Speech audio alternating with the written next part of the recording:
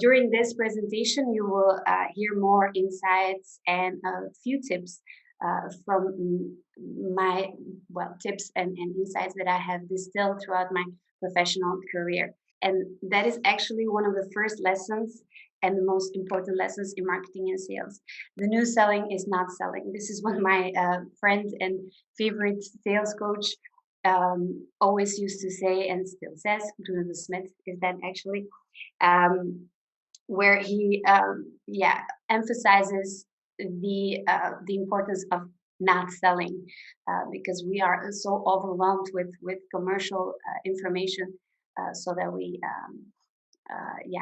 need to focus more on the real goal, which is to actually connect. Lesson number one in sales. The new selling is not selling. So how do we do that? The best way to do that is, of course, through telling stories. In fact, we get overwhelmed with a lot of information. I don't have to remind you. You all know, you're all here. You all see and hear a lot of voices. There's a lot of narratives. There's a lot of information, data that makes us can really work confusing and make us lose out of sight the important stuff that we would like to the important and the relevant stuff to us. So there you have it, the need for storytelling, if it's not that that we're overwhelmed with information. So in this kind of world, it actually becomes really important to consciously tell the things that we want to say. It's not about making noise. It's not about being present all the time, but it's about actually connecting and telling the stories that are meaningful and impactful.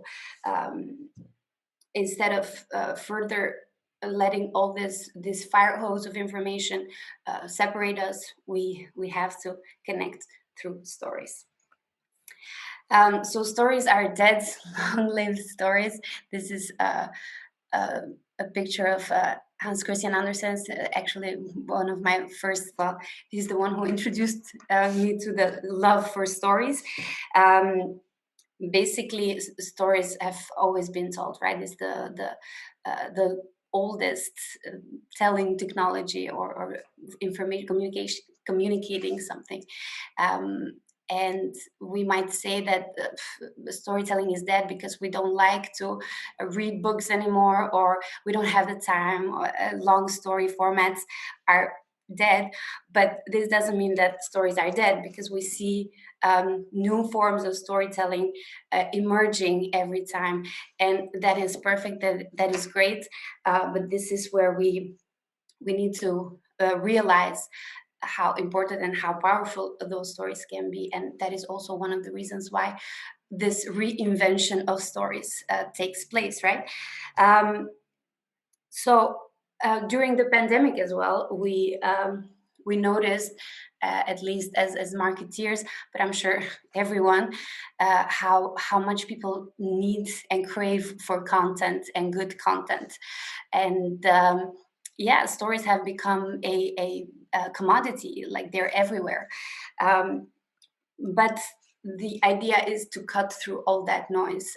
Of course, there is a lot of information, a lot of brands trying to sell you something or not. We all have the means to communicate easier, but how can you get through and actually cut through the volume and get to the quality of it all? I'm going to tell you the story of the significant object study. Maybe a lot of you have already known about it. So if you were asking yourself, like, but do stories really work? Like, that's a big task to put on stories, right? To guide us through this whole complex information world. But as a lot of other studies have shown, but this one in particular, stories do add value to things. And this is the case of Rob Walker, a journalist who bought for $129 200 items on eBay, wrote to 200 different authors and writers to ask them to write a story about each and every object, right? So every one of them agreed. So he put the 200 objects back on eBay with their particular story. What he saw was a complete increase of value. So he sold the whole $129 of cost of objects for $8,000. So basically, for this horse, for example, he bought it for 99 cents and sold it for a good $63, and a value increase of 6,395%. I mean, that is what we in marketing call added value, right? Marketing and business. And then what we are always trying to do, right? To bring and add value to things and life. My first, the way how I discovered the power of stories was when I started my career 8 years ago. I was working for a small consultancy firm as an account manager, and I was doing everything by the book. I was sending emails, creating content, using all the right words, the jargon from USP and value proposition, and listing it all up and making it all appealing. But what I did notice was that I managed to convince people better about the value and the services of the company during networking events face to face. And that's when era was present, right? So that's what I was doing during these events was actually something that I did not learn in the books or at school. It was just connecting to people. And that is not to say that is something that connecting to people is something that you can only do face to face.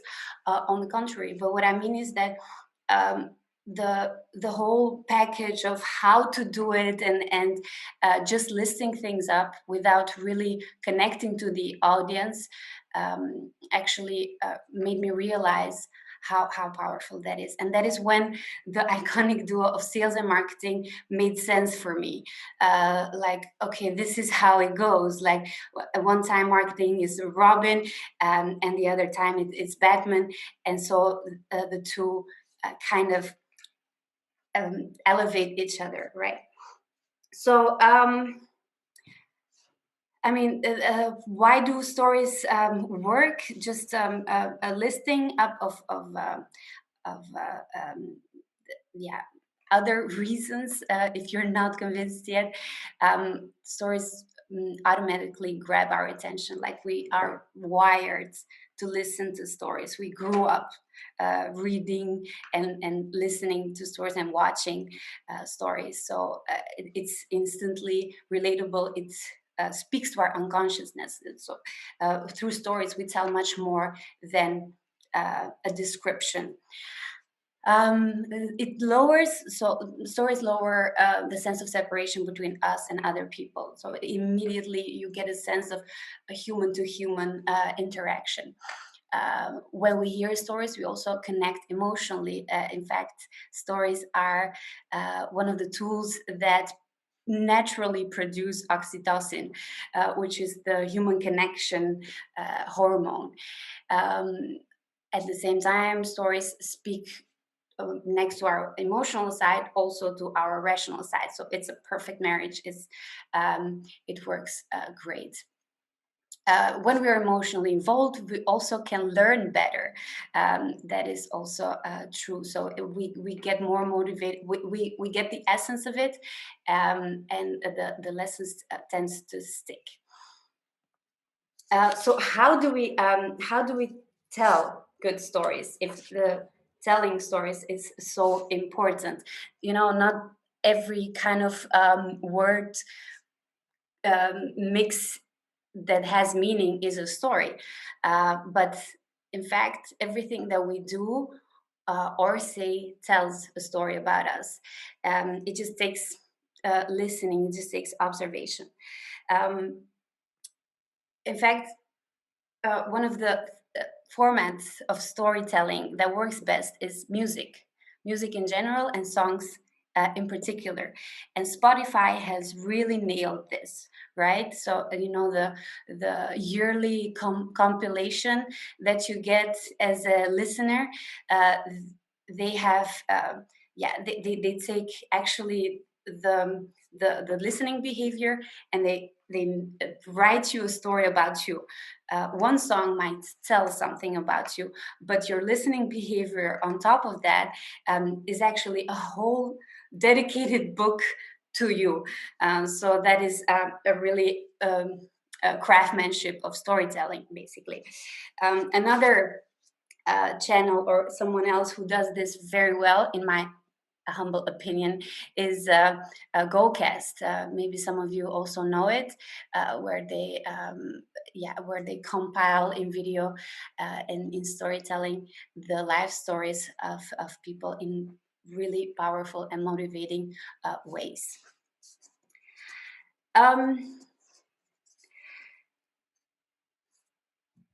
But stories are also filled with paradoxes. I mean, one of them, and the most important one, is what I call the show don't tell paradox. Um, it's true, stories are told, but what stories actually do is not tell us something, because we don't like to be told things, but we like to be shown things. And by telling a good story, if you're telling a good story, you're actually showing something. Um, you're not just telling or listing up a list of benefits of your product or your service. And if you realize that you're always actually telling a story, this already puts you in a good direction of becoming a good storyteller. In fact, so show don't tell. How do we do that? Before I get into that, I wanted to talk about how Netflix picks their binge-worthy stories, right? Their the stories that they want to feature in their platform. So it's forever thought that the plot is the most interesting in the story. Basically, what happens, right? But as it turns out, according to Netflix, it's not the plot that is the most important thing in a story. Because you might think also like, okay, nothing huge is happening here, or maybe you might think I have nothing to tell because nothing interesting is happening. But the key to good stories is not the plot; it are actually the characters. So it's the characters that make your story, build your stories. It's the characters that relate to the viewer, to the audience, and make a good story. And by keeping this in mind, I will show you in the following minutes a few tips on how to do that. I call this a 3-step storytelling, which is at first we spot the stories, we train into spotting stories. A second is to ask the right questions. Actually, Stripe ask the right questions. It doesn't matter questions. If you focus on questions, you're gonna get so much input and so much meaning from stuff. But that's the second step, and the third step is designing this hero-centric stories. So we hear about customer-centric stories. Bear with me about the hero-centric stories here. Spotting the stories is the first step. So basically, as I said, stories are everywhere. Small stories sub stories which make a bigger story, and the clue is actually, the key is actually to really listening. All this information that we have, it only becomes tangible when we really understand it, and the first step to understanding is always listening. So listen to the themes that come up in your environment, in your, where you're working at, in your sector, at, in your customers' world, right? What are their struggles? The reflect on these things and these clues that you keep getting, and also look at the conversation topics that come up every time with other people. I say understand as if you're going to tell about it and then tell about it. Because the universe is made of stories, not atoms. And in fact, let me, yeah, we're at the second step, right? I have to check the time. We're almost there. So asking the right questions. I call this the 3 C's of storytelling, which is context, character, and conflict. Context is first, what is the world that you're seeing? How does your character look at this world? What world? What are their struggles? What are they looking for? And how can you help them? Basically, in their quest, right? And of course, conflict. If you don't have conflict, you don't have a story. These are the 3 C's. If I would focus on the character part, it's what we in marketing call the buyer's persona. And in this presentation, I would call that hero persona. So who is your hero and what are they looking for? Netflix does this in this certain way. So they ask the questions. These are the questions that you should also ask for your customers, right? So who are they, and what do they want? How do they go about getting it? And what are the central conflicts that they are going through? I had prepared this short recap on Breaking Bad, one of the best stories, one of the best series, TV shows on Netflix, and this is how they build that character, and that is why people relate so much to this at first sight not so conventional type of archetype. And also coming back to the hero's journey, right? This is what Netflix also uses as a good journey, storytelling journey captivator. If you look at it, it's actually really comparable to the hero's journey, and also to your buyer's persona phases, to the marketing journey, to the customer journey. You can translate it into your own customers. So you start with the needs. Once you discover that, you go on looking for a solution, consciously or unconsciously. You struggle a lot, maybe you have bad experiences and so on, and up till the moment that you find the actual answer or solution. And basically this is the structure of every story. So it starts with you, the hero, and their pains and their struggles. The promise is only your product and your service, which is the bridge, the transformation bridge between you and the change that is desired. And then we come to the transformation, where lies the happily ever after. I had also a few best practices for you. I'm gonna leave it like this for a bit. Maybe you can come back and watch this presentation again. Yeah, it's just to recap a bit on a practical level. And there you go. This was my presentation. I think I'm right on time. I'm very proud of myself. So yeah, to recap, great storytelling starts with understanding and remembering that storytelling is actually the never-ending story, and that stories grow and evolve alongside us and our aspirations.